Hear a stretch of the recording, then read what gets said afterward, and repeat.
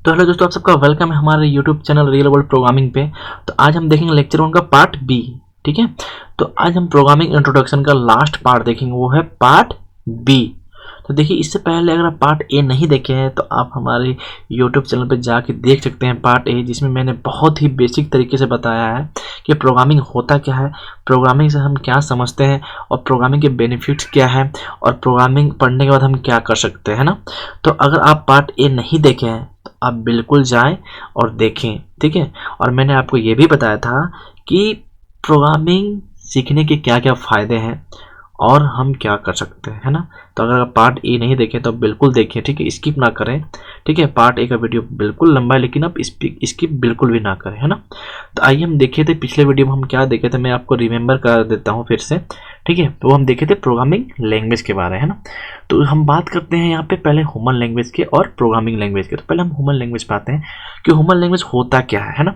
मैंने इससे पिछले लेक्चर में बहुत आपको डिटेल में बताया था, जिसका पार्ट ए में बताया था आपको मैंने बहुत डिटेल में कि ह्यूमन लैंग्वेज क्या होता है और प्रोग्रामिंग लैंग्वेज क्या होता है। लेकिन मैं फिर भी आपको यहाँ पे एक बार अच्छे से एक्सप्लेन करके बता दूंगा कि एक्चुअली में प्रोग्रामिंग लैंग्वेज होता क्या है और ह्यूमन लैंग्वेज क्या होता है ना। सिंपल सी बात समझिए कि प्रोग्रामिंग लैंग्वेज हम उससे कहेंगे जब किसी पर्सन से हमें बात करना हो, ठीक है, तो हम किसी लैंग्वेज का यूज़ करेंगे, चाहे वो हिंदी हो, इंग्लिश हो, मराठी हो, गुजराती हो, बंगाली हो, पंजाबी हो, चाहे कुछ भी हो।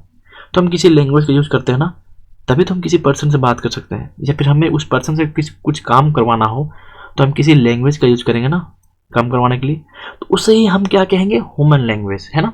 अब आते हैं हम प्रोग्रामिंग पे कि प्रोग्रामिंग लैंग्वेज क्या होता है। तो सिंपल सी बात है, किसी इंसान को अगर सिस्टम से बात करना हो, मतलब कंप्यूटर से बात करना हो, मतलब मशीन से बात करना हो, है ना, या फिर मशीन से कुछ करवाना हो तो किसी लैंग्वेज का यूज करेंगे ना हम, है ना।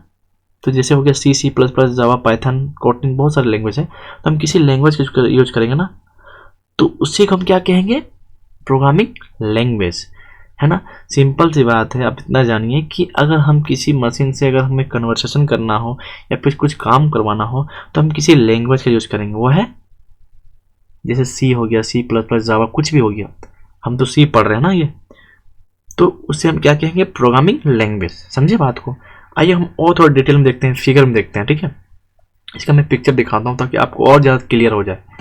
ये सिंपल सी बात देखिए, लैंग्वेज कम्युनिकेशन हो रही है यहाँ पे, है ना।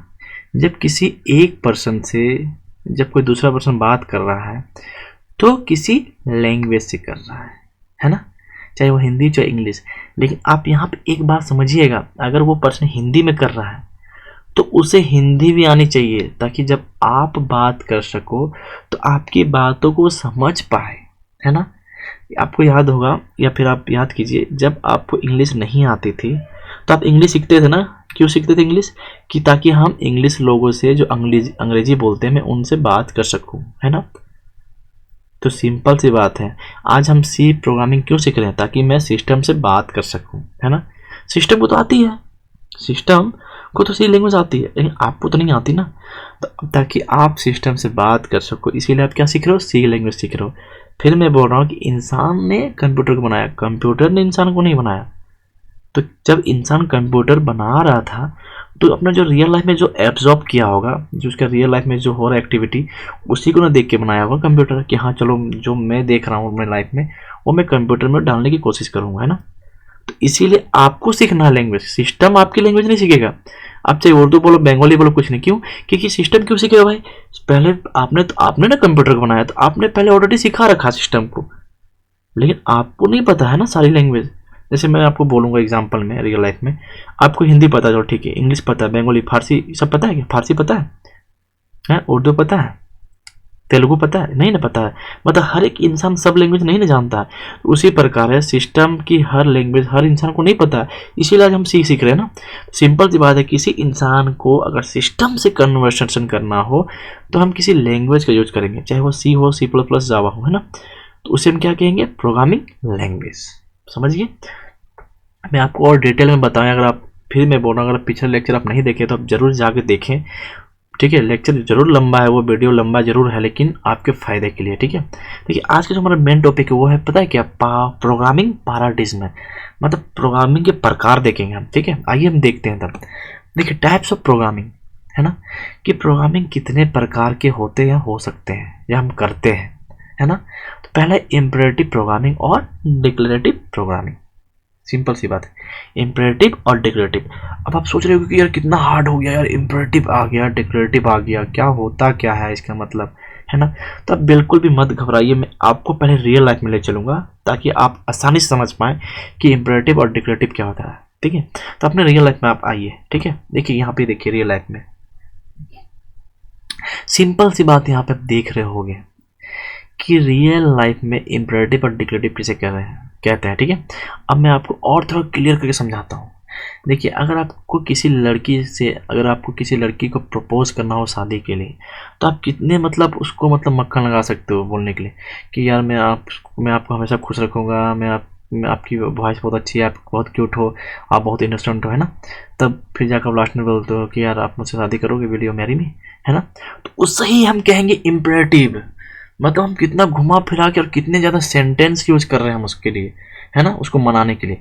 तो उसको हम क्या कहेंगे, इम्परेटिव। अब देख रहे हो यहाँ कर्सर में, देखिए कि यहाँ पे क्या है, ये कितना मना रहा है। देखिए यहाँ पे, देखिए सेंटेंस कितना यूज कर रहे हैं, I promise to you in no one will work harder to make you happy और cherish you more than me, ठीक है, विल यू मैरी मी। कितना लंबा बोल रहा है ना वो जाके, है ना।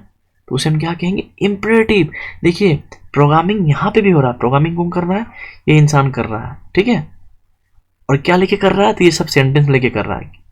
उसे क्या रिजल्ट चाहिए, शादी के लिए मना रहा हो, रिजल्ट देने वाली कौन है, ये लड़की, है ना। इसे हम क्या कहेंगे, इम्परेटिव। ये रियल लाइफ का इम्परेटिव है। अब देखिए डिक्लेरेटिव में सिंपल सी बात है। यहाँ पे डिक्लेरेटिव में आप सीधा देख रहे होंगे, यहाँ लड़का कुछ घुमा फिरा के बातें नहीं कर रहा, सिंपल बोल रहा है, विल यू मैरी मी, क्या आप मुझसे शादी करोगे, सिंपल बोल रहा है। मतलब इसे इतना घुमाने फिराने की जरूरत नहीं है। यहाँ पे भी प्रोग्रामिंग हो रहा है।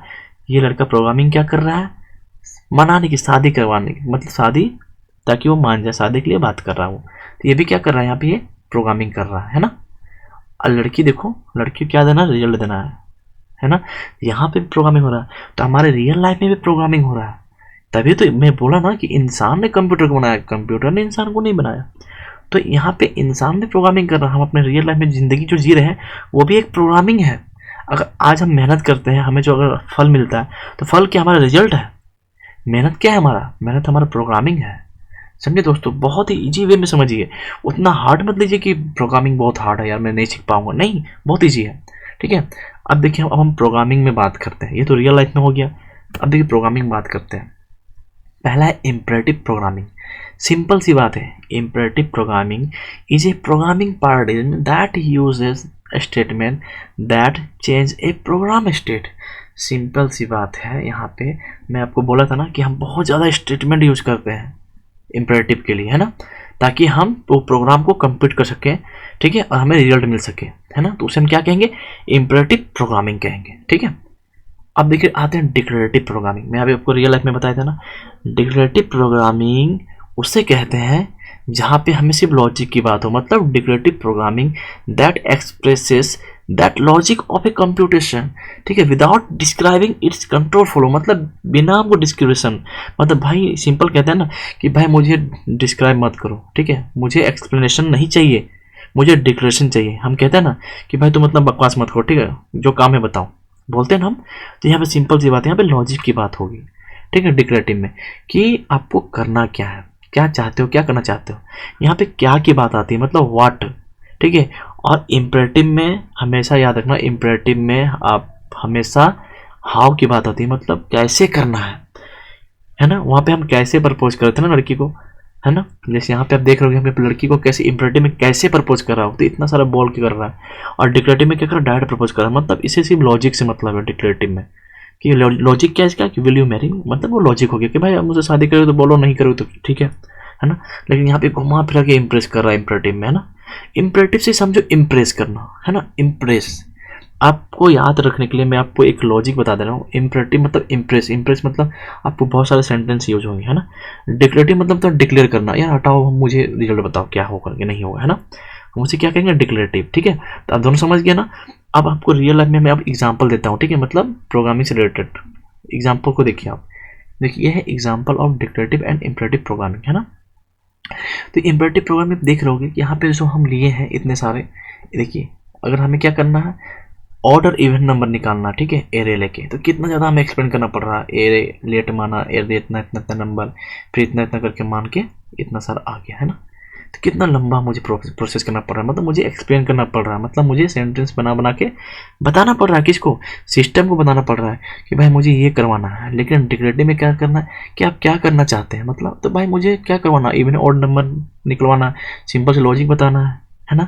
तो सिंपल में अभी मैं आपको क्या बताया था कि इम्परेटिव में हाउ आता, हाउ मतलब कैसे करवाना है, और इसमें क्या था व्हाट मतलब क्या करवाना चाहते हो भाई, मतलब क्या करवाना है ना। तो सिंपल सी एग्जांपल एकदम नॉर्मली समझिए, एकदम बेसिक समझिए, ठीक है ना। तो ये है एग्जांपल दोस्तों, ठीक है, एकदम सिंपल समझिए ताकि आपके माइंड में हमेशा के लिए घुसा रही है। एक होता है ना पढ़ के निकाल देना। देखिए मैं आपको ना हर एक चीज़ एकदम बेसिक बताऊंगा, क्यों? ताकि आप कभी भूले ना। आप बहुत सारे देखे होंगे यार, डायरेक्ट सिलेबस बता देते हैं, अब प्रोग्रामिंग स्टार्ट करवा दिया, हाँ सी इतना होता है, ऐसे प्रोग्रामिंग बनेगा, ऐसा बनेगा। नहीं, मैं आपको चाहूँगा, जो मेरे लाइफ में जो प्रॉब्लम आई थी कि मैं बहुत जगह सीखने गया था या मैं बहुत ज़्यादा सीख रहा था प्रोग्रामिंग, लेकिन वहाँ पे क्या होता था ना कि डायरेक्ट लोग सिलेबस बताते थे, हाँ देखो ये सिलेबस है, सीखा, यहाँ से स्टार्ट करना है। कि हाँ कहाँ से स्टार्ट करना है? तो भाई मैंने डाटा टाइप से स्टार्ट कर दिया, है ना। तो भाई मुझे समझ में नहीं आता कि भाई एक्चुअली प्रोग्रामिंग होता क्या। सबसे पहली बात तो मुझे ये समझ में नहीं आता था उस वक्त कि प्रोग्रामिंग होता क्या, इससे हमको फ़ायदा क्या है भाई, और हम कर भी लिए तो हमें क्या फ़ायदा सीख के, है ना। तो इससे क्या होता था, हम सीख नहीं पाते थे। क्यों? क्योंकि हमें बेसिक नॉलेज नहीं दिया जाता था, है ना। तो मैं इसीलिए आपको मैं बता रहा हूँ ताकि मैं जो जिस चीज़ से गुजर चुका हूँ, मैं नहीं चाहता हूँ कि आप भी गुजरें, ठीक है। और बहुत लोगों ने बोला था कि यार सर अपना फेस दिखाइए, फेस से पढ़ाइए। तो अब मैं इसके लिए सॉरी बोलता हूँ, क्योंकि मेरे पास वैसा भी सुविधा है नहीं जो आपको मैं बोर्ड पे या फिर फेस दिखा के मतलब मैं आपको पढ़ा सकूँ। अगर आगे चल के फ्यूचर में कभी ऐसा मौका मिलेगा तो मैं आपको ज़रूर बताऊँगा, और भी अच्छे तरीके से एक्सप्लेन करके बताऊँगा ताकि आपको भी और समझ में आए, है ना। तो मैं आपको चाहता हूँ मैं आपको बेसिक बेसिक चीज़ बताऊँ। तो ये चीज़ है example of imperative and declarative programming, ठीक है। आइए हम और थोड़ा एग्जाम्पल देखते हैं कि क्या होता है प्रोग्रामिंग पैराडाइज्म का, है ना। देखिए प्रोग्रामिंग पैराडाइज्म में हमेशा याद रखिएगा दो होता है, मतलब एक इम्परेटिव और एक डिक्लेरेटिव। जहाँ पे प्रकार की बात आएगी ना बाबू, जहाँ पे मतलब प्रोग्रामिंग डिज्म की मतलब पैराडाइज्म की बात आएगी ना, वहाँ पे हमेशा याद रखना इम्परेटिव और डिक्लेरेटिव, ठीक है। इम्परेटिव में हमेशा याद रखना स्ट्रक्चर, प्रोसीजर और मॉड्यूलर प्रोग्रामिंग आते हैं, ठीक है। और डिक्लेरेटिव में हम देखेंगे लॉजिक और फंक्शनल। और हम आगे और भी देखेंगे, जब हम जनरेशन पढ़ेंगे ना तो आपको क्लियर हो जाएगा कि स्ट्रक्चर प्रोग्रामिंग क्या होते हैं और प्रोसीजर क्या होते हैं, मॉड्यूलर क्या होते हैं, ठीक है, लॉजिकल और फंक्शनल क्या होते हैं, है ना। तो आप बिल्कुल टेंशन ना लें। अगर हाँ अगर आप प्रोग्रामिंग इंट्रोडक्शन के पार्ट को अगर और डीपली जाना चाहते हैं तो आप पिछले लेक्चर को जरूर देखें जो पार्ट ए है, और बिल्कुल भी स्किप ना करें मेरे वीडियो को। क्यों? क्योंकि आप ज़रा से कहीं भी स्किप करोगे ना बाबू तो आपका ही नुकसान है, मेरा कुछ नुकसान नहीं है। मैं चाहता हूँ आपको मैं बेसिक से बेसिक नॉलेज दूँ, ठीक है। देखिए अगर आप इस चैनल में अगर न्यू हैं, अगर आप आए हैं तो आप ज़रूर शेयर करें, सब्सक्राइब भी करें ताकि लोगों तक पहुंच सके और बहुत को लोग बेसिक चीज़ से सीख मतलब जो बेसिक चीज़ें होते हैं ना प्रोग्रामिंग वो चीज़ सीख सके, है ना। तो मैं नहीं चाहता हूँ कि आप लोगों को प्रॉब्लम हो सीखने में। और मैं आपको एक बात बता दूँ कि आप ज़रूर कमेंट करके पूछें, आपको जहाँ भी डाउट हो रहे हैं, जहाँ भी प्रॉब्लम हो रहा है ना, आप ज़रूर कमेंट करके ज़रूर पूछें। इससे क्या होगा ना, ताकि मुझे पता चलेगा कि आपको प्रॉब्लम कहाँ आ रही है ना। आप पूछोगे ना तभी तो मैं बताऊंगा कि हाँ आपको प्रॉब्लम कहाँ पे है, या फिर आपका लॉजिक कहाँ क्लियर नहीं हो रहा है ना। आप पूछोगे नहीं तो बस आप देखो वीडियो, हाँ आप समझ के बैठ गए। अरे आप कितना भी जानते हो ना तो आप पूछो। अगर आप समझ पा रहे हो ना तो थोड़ा अपने से भी इसको मतलब रिवाइज करने की कोशिश करो, है ना। तो तब तक के लिए हम मिलते हैं फिर नेक्स्ट वीडियो में। और आज का हमारा जो इंट्रोडक्शन पार्ट था वो पार्ट भी था वो ख़त्म हो चुका है। अब हम नेक्स्ट टॉपिक पढ़ेंगे जो फिर मैं आपके लिए नेक्स्ट वीडियो में लेके आऊँगा, ठीक है। तब तक के लिए धन्यवाद।